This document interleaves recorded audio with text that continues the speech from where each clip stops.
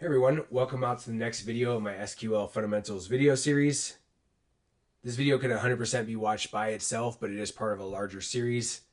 If this is the first video you're finding in the series and you'd like to watch some of the previous videos, I'll go ahead and leave links here on the screen, as well as links down below in the description. Feel free to jump to those videos and then come back to this one. But if you would prefer, you can go ahead and stick with this video and we'll go ahead and get started. In the last video, we went over how to insert data into your tables, as well as variations on how to select data or query data out of those tables. And in the video today, we're going to be talking about enhancing our select statements with conditional filtering. So we're going to use that where clause that you saw briefly in the last video, and we're going to be talking about all the different conditions that you can apply to that where clause and that you're going to see in your normal day-to-day work with SQL. So all the conditions in filtering that I'm going to be covering today are going to be, 95, 98% of what you're going to see out in the wild or out in your job. So this should be pretty informative as far as filtering goes. Filtering is very important because, it allows us to take what could be, hundreds of thousands of rows to maybe pick out a handful of those rows as they meet our conditions. And, you can chain conditions together and add more and more to really get some precise filtering. In addition to that, at the end of this video, we're just going to briefly touch on how to delete records out. I haven't officially shown you how to do that yet, so I just want to go over that briefly. And you need to kind of understand filtering to understand how to delete, certain records without deleting the entire table. And so after this where clause discussion and filtering discussion, we'll move on to deleting. You'll see how those interplay together to allow you to be selective on what records you pull out of your tables.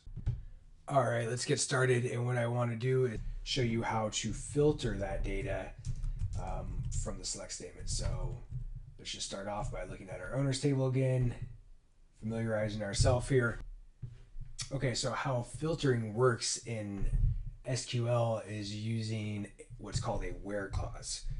And so if we wanted to filter these records down and only return records for the last name Doe, for example, which would be 2 records. Right now, we don't have a way of doing that with the tools I've shown you so far. You kind of get all or nothing, or you can limit, but we can't actually pick and choose which records or column values, we want to use. And so using this where clause or filtering SQL is going to allow us to do that. And let me start showing you what that's going to look like.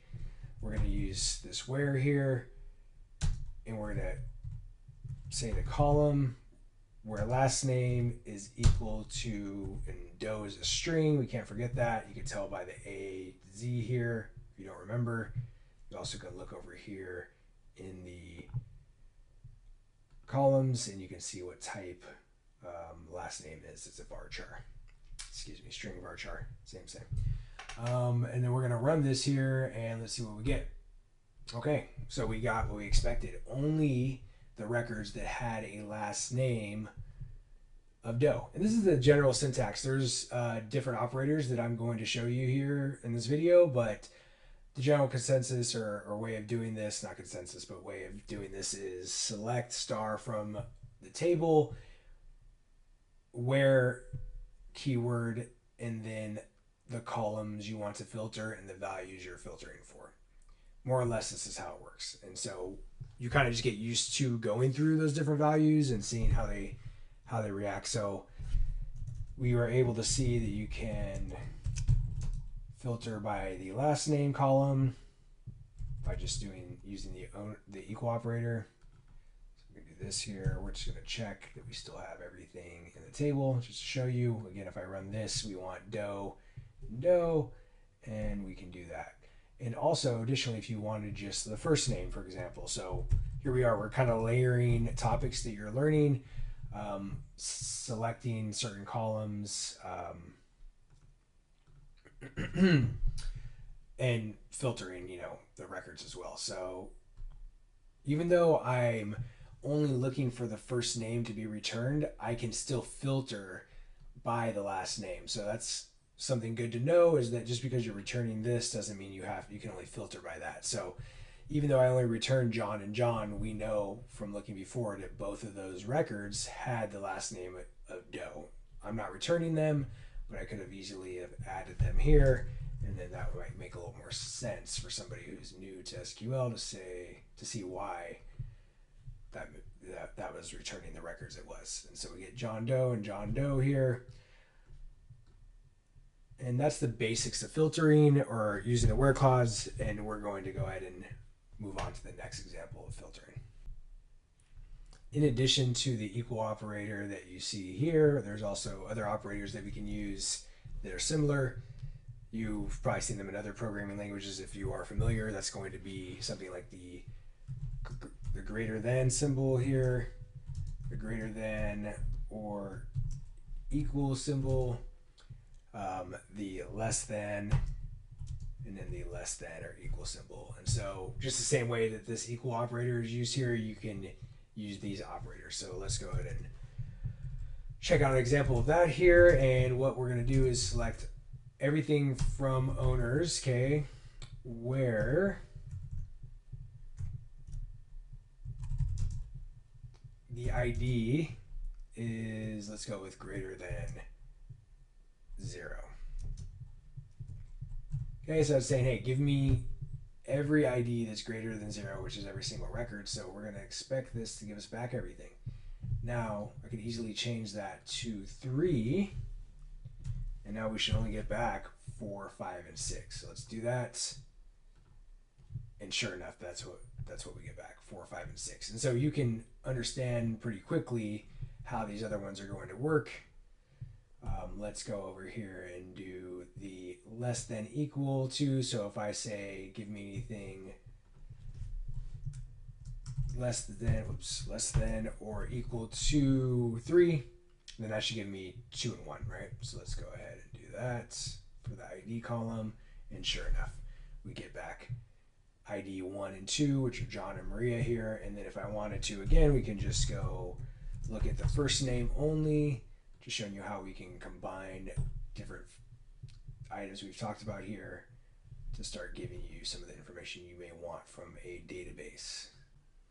All right, the next operator to talk about is the between operator. So we're going to use the same example here. Obviously, I selected all of the records, so you see they're all there. But now let's say I want to select everything between 1 and 6. There's a few ways you can go about this. You can combine the less than and greater than operators in multiple where clauses, and we can talk about that. Actually, I'll show you both of those. So let's do between first. Actually, let's do between second. Let me show you how to combine these operators here in the where clause, because that's another great point. So let's go back here. Let's select everything, and I want to do an ID that is going to be greater than 1. So let's do that. And ID less than 6. Okay. So what we've done here is we are using the where keyword, and we're just chaining on different filters. And so this is how you chain on filters in your SQL syntax, is you use the and keyword here. So I could, we could add in another filter if I want. This won't make as much sense, but ID is greater than or equal to 0. And this is still valid. It overlaps with, the constraints we've put here, but it would be okay to run this. And so you can continue to chain on multiple filtering options as you want to apply those. And so as you have bigger tables that have more and more data, and depending on what you're trying to kind of figure out, you may chain on multiple filtering criteria, and that's very regular, or that's very normal to see in your average day's work. So for now, let's just show you what it looks like to try to accomplish our goal of returning 2, 4, and 5. And that would be making sure that we have anything greater than 1, an ID of 1, and less than 6. So let's run this and let's see what that yields. Okay, just what we wanted, 2, 4, and 5. So this is one way of bracketing down like that. Another one would be to use the between keyword like I mentioned. And so let me just show you the whole table again and myself. And we're going to say where ID is between Now this is inclusive. So if I only want 2, 4, and 5, I need to use 2 and 5. Excuse me, put my caps lock on there. And yeah, so let's run this real quick and we're going to get the same thing we saw. Again, 2, 4, and 5. So either way you want to go, both of those are options that will get you there. This one is just cleaner, arguably probably a better option to choose, but both of them are correct and you'll see both of them out in your day-to-day work. Just review here what's going on. We're using the between keyword. That's telling the SQL engine, hey, expect 2 values. And just so you know, those 2 values are going to be inclusive. If I would have done 1 and 6, which may be kind of natural for some people to think about, let me just show you the full table again. You may think, oh, between 1 and 6, which would be 2, 4, and 5. That makes sense logically, but that's just not how it works here on the syntax. This is going to give you back the full table because 1 and 6 are inclusive, so it's including those and giving you everything in between. So in order to handle the inclusion there, we're going to have to keep that in mind and say, okay, our bounds are ends of this range inclusively are 2 and 5 and give me everything in between, which is only one record of 4 there. All right, and that's using multiple filtering criteria, using the and keyword as well as using the between keyword. All right, the next item for filtering that we want to review is how to exclude certain records explicitly from your result set. So again, here's the result set of what we get. We asked this through our syntax to give us back 2, 4, and 5. And now I want to use this similar syntax to give me back everything except for an ID of 4, let's say. So we want to exclude just this one record, give me back everything else. Let's see, the best way to do that. There's multiple ways of doing that. Again, you could chain together criteria in your filtering line here, like we saw using the and keyword, and that may, help you accomplish it, but it wouldn't be as intuitive. And so a more intuitive way of doing that would be to filter by saying not equal to 4. And so there's 2 ways or 2 operators that can be used to do this. This is the preferred operator right here. And if I run that, you'll see we don't have 4 in the result set. We do have the other 4 records, 1, 2, 5, and 6. The other way to do this is this might be more familiar with people who have experience in other programming languages, but the bang equal operator. This will also accomplish the same thing. We got rid of 4, 1, 2, 5, and 6 is in the result set. Either one of them is regularly used. The method here is the preferred method. It was the original, and generally this is the accepted standard of excluding certain records. All right, what I'd like to touch on next is how to provide multiple criteria when filtering, and you've seen a little bit of that using the and keyword with the between and then the and example I showed here, but I'm just going to drive this home a little bit more and I'm going to show you another keyword. So I think we saw something earlier and it was like where ID is greater than 1 and ID is less than 6.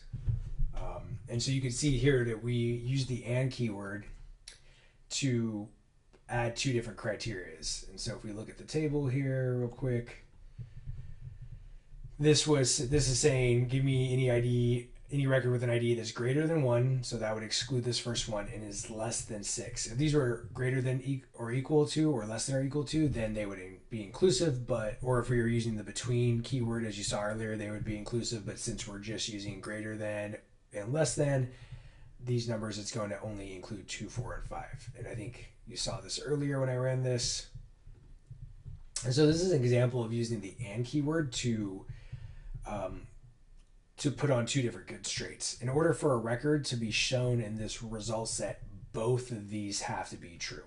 So if we go back and we look and we say, okay, from record to record, is this record does it have an ID greater than 1?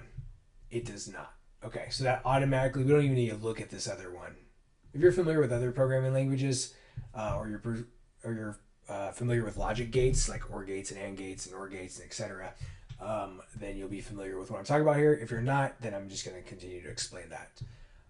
Feel free to fast forward if you don't want to hear this. But so we know that this was not true. This statement was not true. ID greater than 1 was not true for this first record. So we don't even look at this other one. We move on to the second record. Is the ID greater than 1? 2 is greater than 1, so it is true.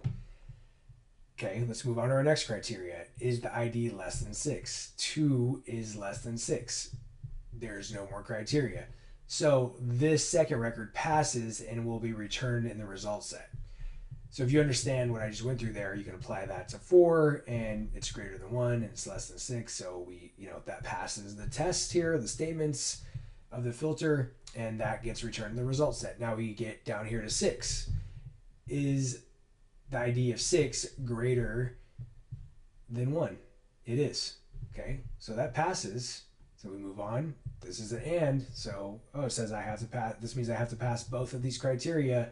We then look at the ID. Is it less than 6? No, 6 is not less than 6. So it fails this statement and therefore fails the entire filter and therefore is not returned in the result set. So that is why, stepping through the logic of how the SQL engine is going to operate, why the record with the ID of 1 and the record with the ID of 6 were not returned, because they did not meet both of these. So the and is the keyword there. And means you have to meet both of my criteria.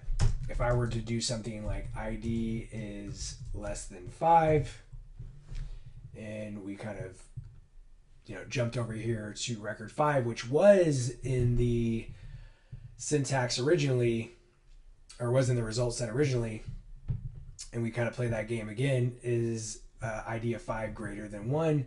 Yes, it is. Okay, it passes that. Okay, there's an and keyword, so it's got to pass more. Is the ID less than 6? Well, 5 is less than 6, so it passes that. Oh, there's another and keyword. Hopefully you see where I'm going with this.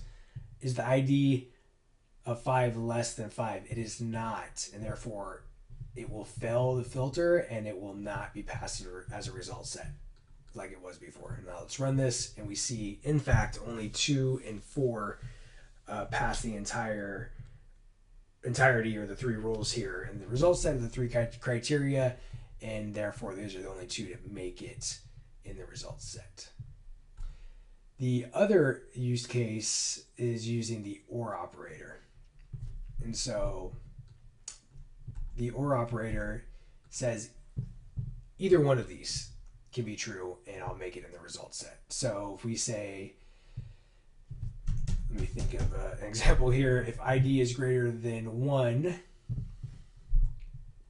or ID is greater than 2, then it will make it the result set. So let's run this. Okay. And so we went and looked at ID 1, and was it greater than 1? It was not, so it automatically failed. But the OR's here, so we go over here and we look at it and say, is it greater than, is 1 greater than 2? It is not, so it failed the results that it wasn't returned. But then we came over to 2 and said, is 2 greater than 1?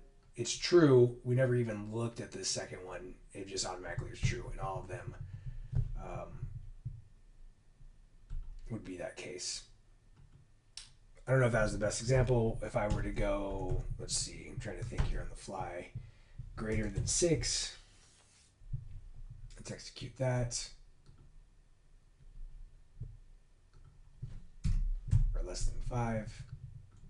Oh, this is ugly.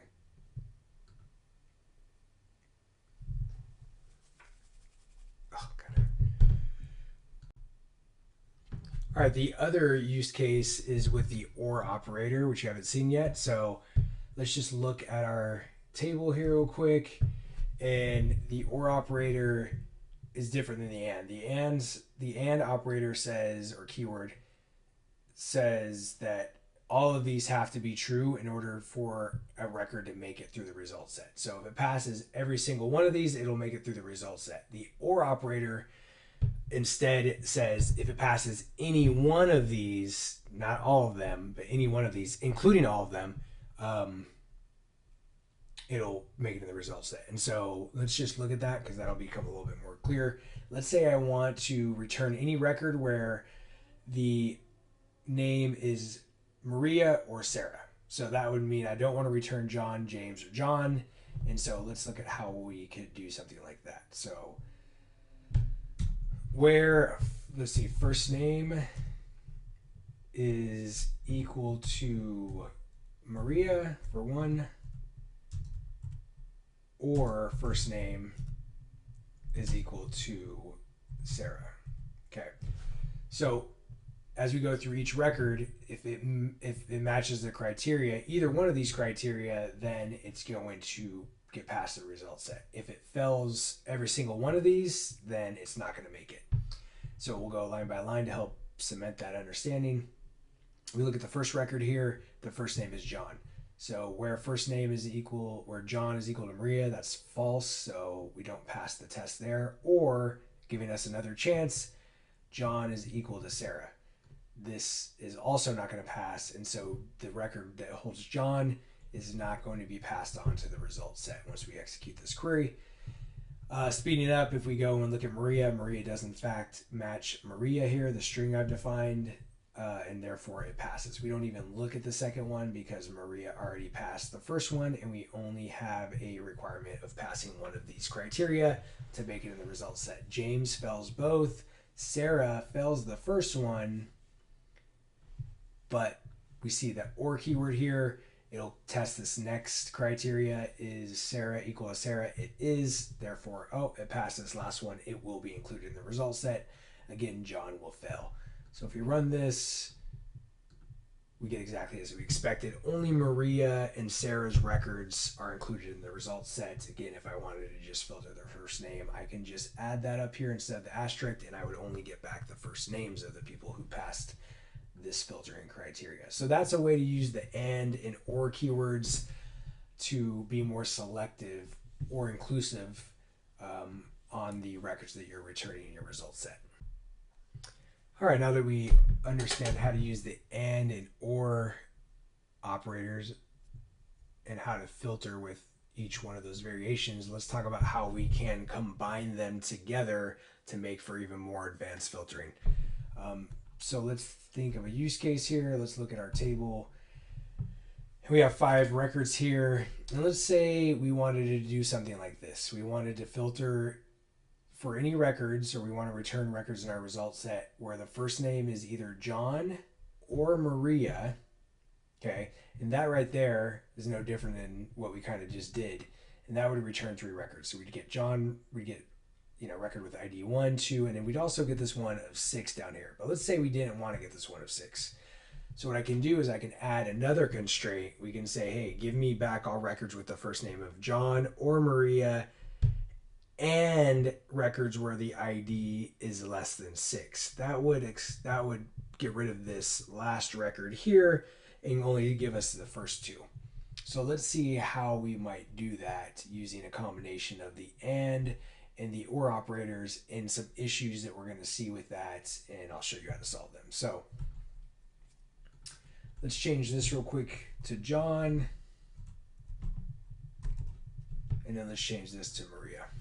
Okay, so again, we're just using the or operator here. We already expect this is going to give us back this record here, this one here, and then this last one here. So let's run it and confirm that. And in fact, that is the case. Now let's say I want to add on the constraint of the ID must be less than 6, right? We want to get rid of that last record. Let's think of how we might do that. So ID, so we're chaining on, we're saying, and the ID must be less than 6. Okay. And so you might think, hey, give me records in my results set where the first name is either John or Maria and the ID is less than 6. And And so you would maybe expect this one to go away, and let's see what actually happens. It didn't go away.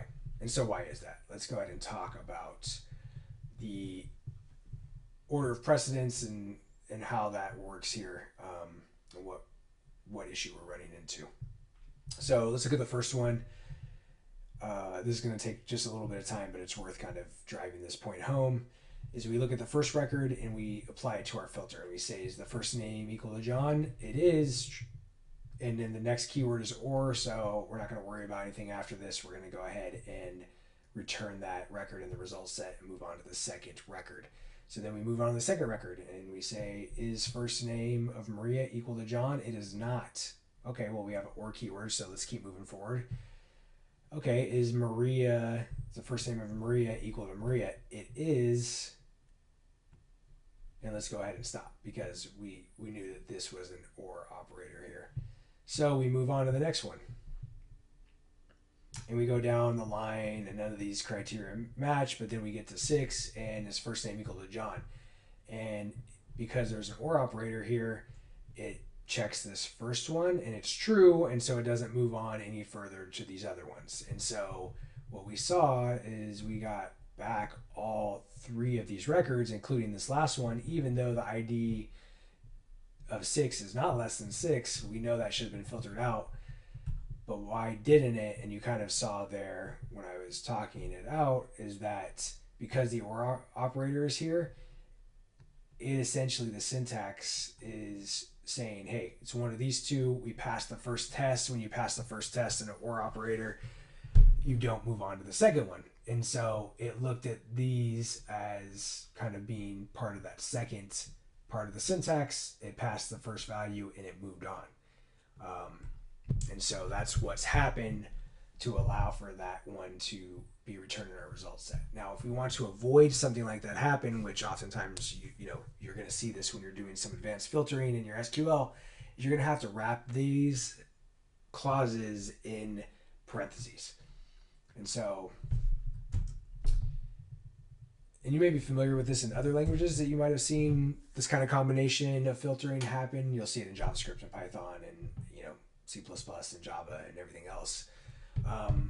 Is that we want to add parentheses to force the order of precedence here. And so what this is doing is it's saying, hey, treat this statement as one unit, treat this as another. And so what we're going to do is we're going to go record by record again, but we're going to force the execution of this parentheses, and then we're going to see that there's an and after it, and we're going to make sure that we also check this as well, because it's no longer being blocked by just the or, because we've wrapped it in parentheses. And so on the first one, we're going to look and we're going to say his first name of John equal to John. It is.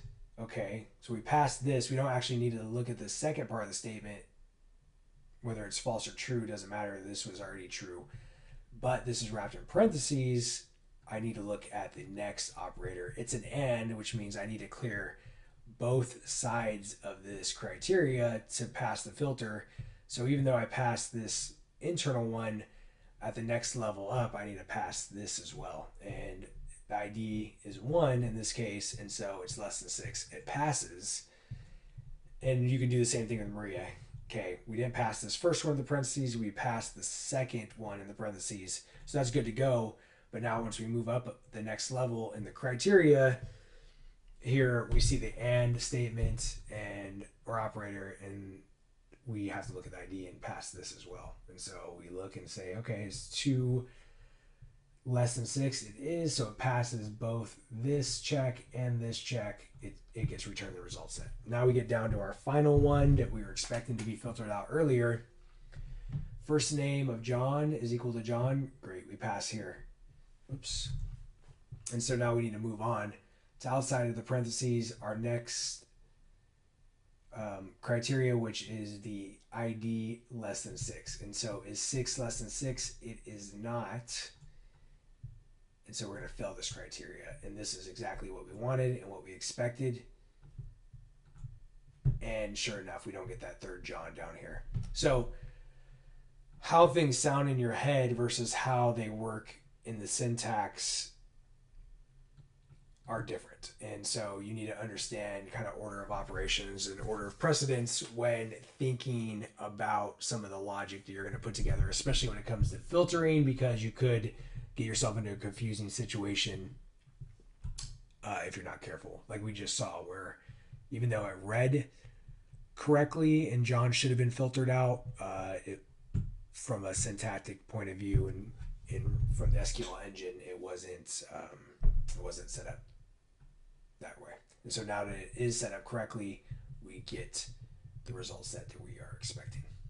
So I wanted to drive that home, how to do some advanced filtering with parentheses, combinations of the and or operator. And generally when you run into this using the or the and, you're going to want to use parentheses to make sure that you are executing what you're expecting to be executed.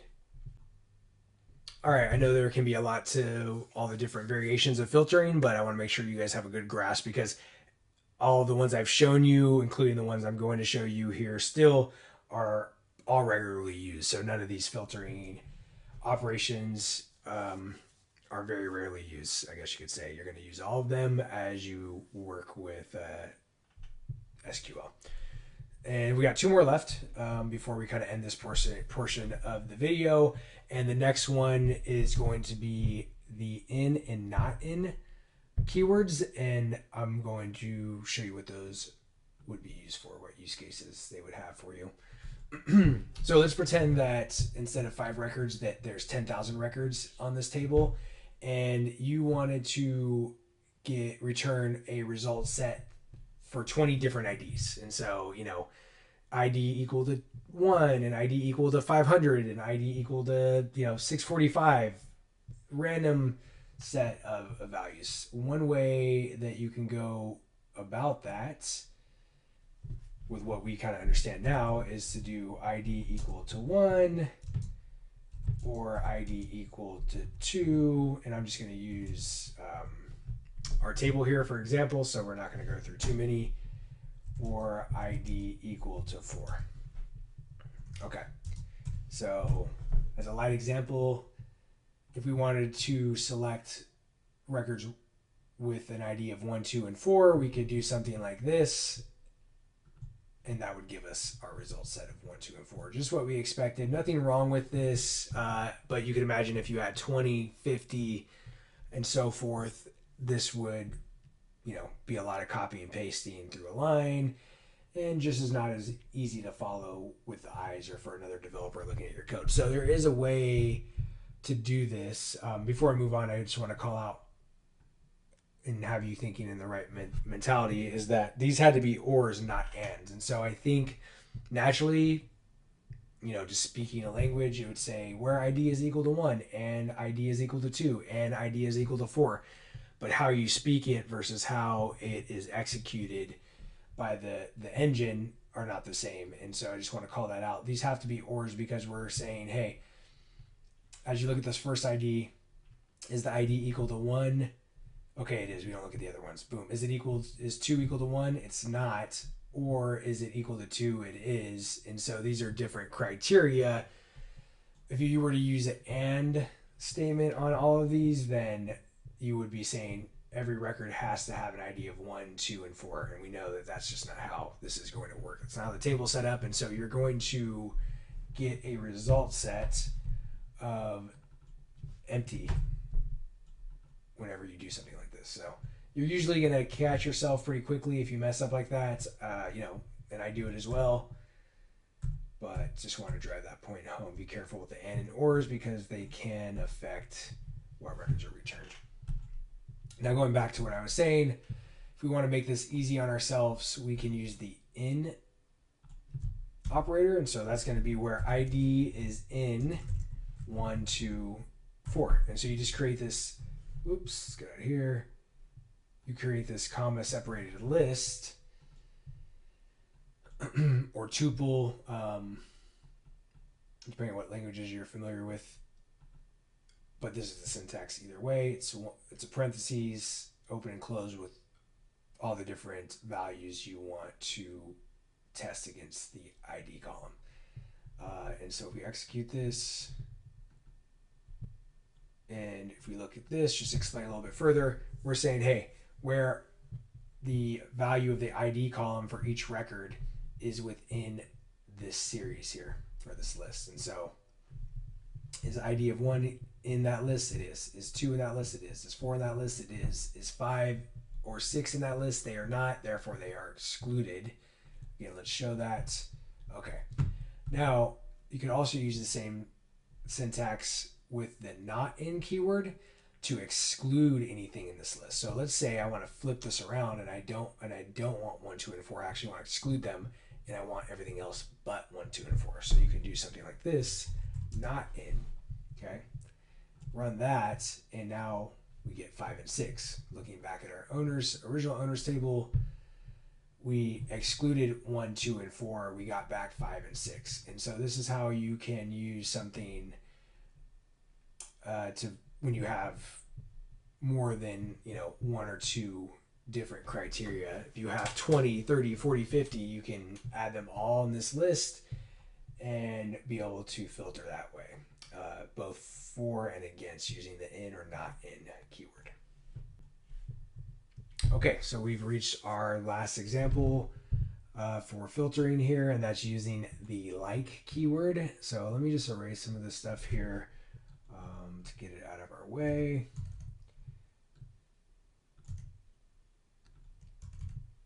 All right, let me just show you the syntax here, and we'll talk about what's going on. So where phone number is like, and I'm going to highlight these 2 records here that start with 90876. You can see this one right here, 90876, and then this one is 90876. They both diverge after that. So 90876, remember that these are strings and they are not actual numbers, even though they're a phone number. And you can see that I added a percent symbol at the end there.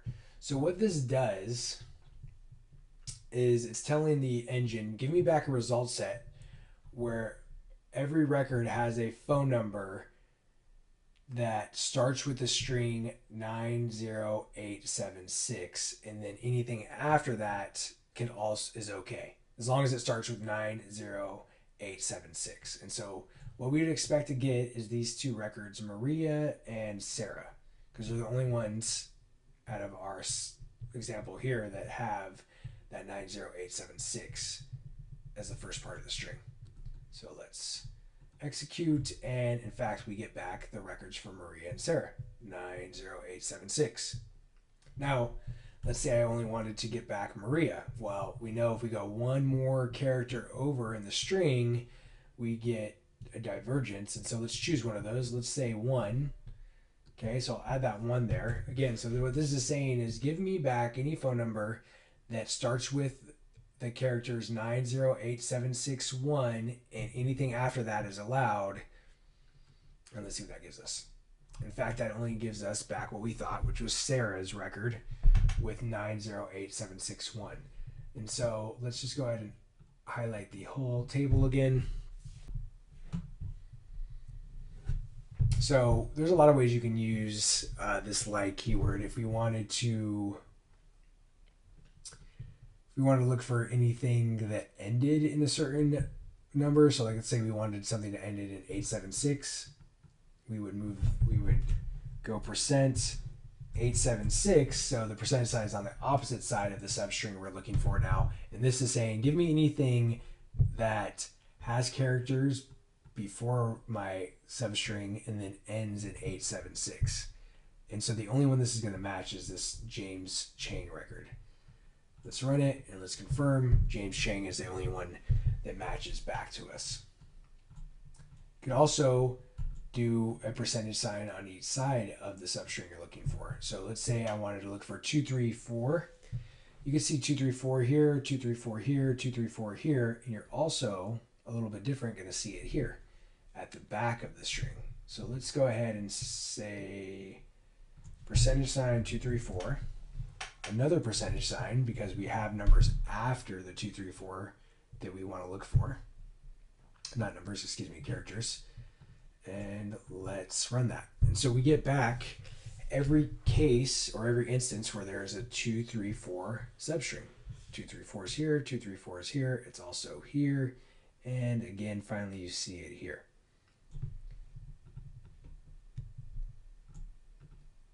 Now, the percentage signs, you're going to use those mostly. I tend to use those when I'm doing something like this. You may be searching for certain names or certain spelling is how I use it a lot. But you could also use spacing or like specific character numbers would be a way of saying this. And so let's say we want to look for 2, 3, 4, but we only want the ones with the 2, 3, 4 in the front. So we see the 2, 3, 4 here is in the back, and we see there's one character between 2, 3, 4 in these 3 other records. This one, and this one. So how we can do that is we can do an underscore. Underscore is like a placeholder. For every underscore, it's a character space. And so we have one character space before the 2, 3, 4, so we're going to add one underscore. If we had 6 characters before, we would add 6 underscores like this. And that's how you would match that. So in a situation where you know exactly how many places, this would be a way of highlighting these records, but without highlighting this one here. So let's run this. And sure enough, we get back the 3 records that have 1, 2, 3, 4, 5, where the 2, 3, 4 happens at the front of the string. And not even that it's at the front of the string, but just that there's one character in the string before them. And so that's how this kind of works. If we look at our excluded one, this 2, 3, 4, 5 here at the end, that's 1, 2, 3, 4, 5, 6 characters before our 2, 3, 4. So if we wanted to show that, we could do something like this. 3, 4, 5, 6. I believe it was 6 characters. Let's just run it and see if it works. And sure enough, so we got the example of the 2, 3, 4 at the end by adding 6 underscores before the 2, 3, 4. And then the percentage afterwards. Why the percentage afterwards? Because there's a 5 there. If I wanted to not use the percentage, I could just change that out for the 5. No percentage at the end. Let's execute this. We're going to get the same exact result set because that was the end of the string. If you had other numbers here, then you would still need that percentage sign here, but that's not the case in this example. And that's generally how you're going to use the like. It's very helpful. Like I said, I don't use these brackets, or these, excuse me, not brackets, these underscores very much, but I do use the percentage symbol quite often to capture or check if there's a certain name or something in the table. Is how I use it often. All right, that is going to conclude this section on filtering your select statements. Everything I've shown you is going to be the bread and butter, or the majority of what you're going to see or need when working with SQL on a regular basis. Some of those you won't even work with that often, like the method here. That's going to come up like once a month, once every week. I don't know, something minimal. Things like filtering with the equal signs or greater than or less than. Those are going to come up quite often. But just so you guys know, everything you've kind of been shown here today is going to be 98% of the work that you're going to do when it comes to filtering select statements. And with that, we're going to go ahead and move on now to the last portion of this video, which is going to be deleting items out of your table. So when I say items, I mean records. So you have learned in this video how to insert data, how to select and filter that data, and now we're going to learn how to delete that data. If you're following along with the series, then you kind of have a good amount of knowledge on, the full life cycle, creating tables, the data types, constraints, etc. Now inserting, selecting, filtering, deleting. So, we're getting more and more powerful with our SQL as we move forward in the series here. But enough of that. Let's go ahead and get on to the deleting. So let's go ahead and do a quick select real quick. Well, it's already down there on the bottom now that I'm typing this, but we'll go ahead and do it anyway. And run that. And so this is what we're working with currently in the table. So let me show you the syntax for deleting a single record, and then we'll talk about deleting all the records. So you're going to use the delete keyword, delete from the owner's table. So whatever table you want to delete from.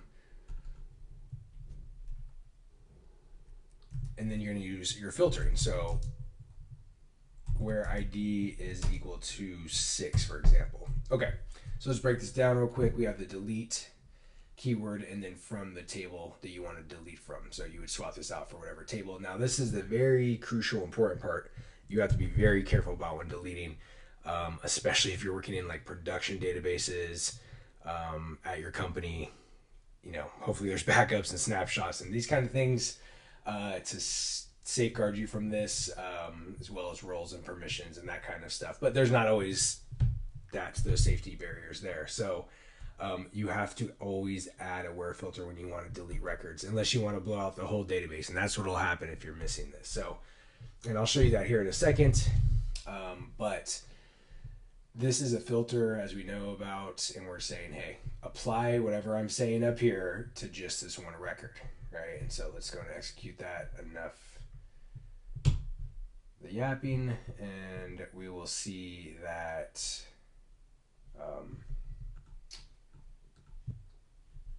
there's now no record there. So we've now deleted the ID 6, which is that other John Doe record. So we can switch this, and now we see that there's 5, and let's go ahead and do one more like this. And you could do other things if you wanted to do greater than. Let's do that. Let's do greater than or equal to 5. Okay, so there's no 6. 5 is the greatest one, the greatest ID here, largest ID, and this is going to get deleted. So let's run that again, execute that, updated rows 1, and then we can just run this query here again, and look, we see that ID 5 is gone. Now let me show you what is very dangerous, just so you know about it, is deleting without a filter. If there's no where clause, this will delete the entire table because you're not applying it to a certain record. Hopefully that makes sense. Let's go ahead and just run it. We're going to see a warning here. Okay, you are about to execute delete statement without a where clause on owners. Possible data loss, are you sure? So yeah, this is just protection, a guardrail to make sure that you don't blow out your database or your table at the very least. We're going to say okay, because that's what we wanted. 3 records are updated. If we do this, we see there are no more records. We would have lost the data there. Anyway, so that is going to be how you delete records, either the entire table or individual records, and whatever you put in that where clause that we saw is going to be what gets deleted. So, you know, if you wanted to delete a large amount without deleting all the records, you can still do that. You just have to be very careful how you apply your filter to those records. And as long as you do that and get that checked by colleagues, then you should be good. If you're working on your own project, of course, you can just do that without checking with anybody. All right, guys, that's going to conclude this video. We've touched on inserting data, selecting and querying data, filtering your select statements to make for more efficient data querying, as well as deleting data out of those tables. The next video is going to be about grouping and aggregation. Very important. Like I mentioned earlier, we're getting into the portions of these videos in the video series that are really touching on the everyday use cases that you're seeing. And so we're going to be making you a more powerful SQL user. Grouping and aggregation is very important. Next step, you're going to see that quite a bit on your day-to-day work, and definitely is used a lot in data engineering, analytics, and all kinds of stuff. So stay tuned for that. Check that out, and look forward to showing you guys some more stuff here soon. Take care.